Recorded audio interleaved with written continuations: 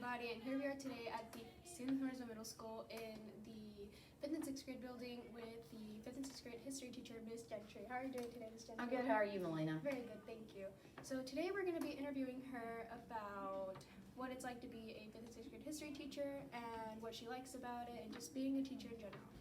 So the first question is, why did you start teaching? Well, just growing up, I was pretty smart in high school and just all through school, and the kids would come to me for help or extra tutoring, and I always just enjoyed helping them and seeing them learn and grasp the information, so that led me into teaching. Thank you, that was a really good answer.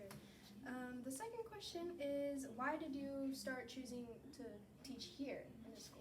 Well, I graduated from here. I had actually substituted for a couple of years over in Paragould where I live, and this is home.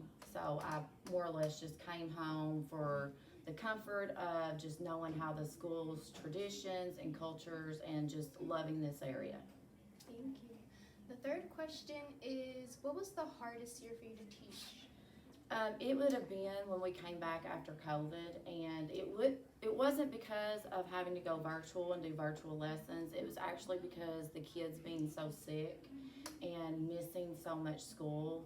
You know, I knew what an impact that was on their learning, that they were falling behind. So when they came back to school, just trying to get them caught up, and you know, you're trying to balance a classroom with kids in your room plus kids at home. So trying to find that balance and trying to keep everyone up to speed was really difficult, and just really not having that closeness with the students that we could have, because we couldn't have sat this close together. And part of being a teacher is just forming that bond and having that closeness with students. What is your favorite thing about being a teacher? The students. Which some students would probably find this hard to believe because I tease them a lot, and they'll ask me, hey, who's your favorite kid or who's your favorite class? I'm like, nobody, I don't like any of you. But they know that that's really not true, that my joking is a way to show that I care and my affection. So it's just seeing the students every day, and especially the 5th graders, because they haven't had history before. So they come to me very excited, and they're always wanting to ask questions and know more, and just me being able to foster that knowledge. Thank you. And the 5th and final question is, what advice would you give to any future teachers? First, you gotta love students. You can't come into teaching because you think you're getting the summers off, because you put in a lot of time in the school year, not only in the classroom but at home, and you spend your own money.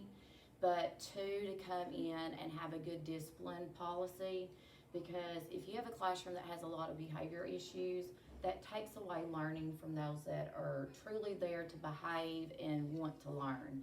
So just, know that you love teaching, know that it's not easy, and that sometimes you've got to be tough, but you can always lighten up later, so to come in strong.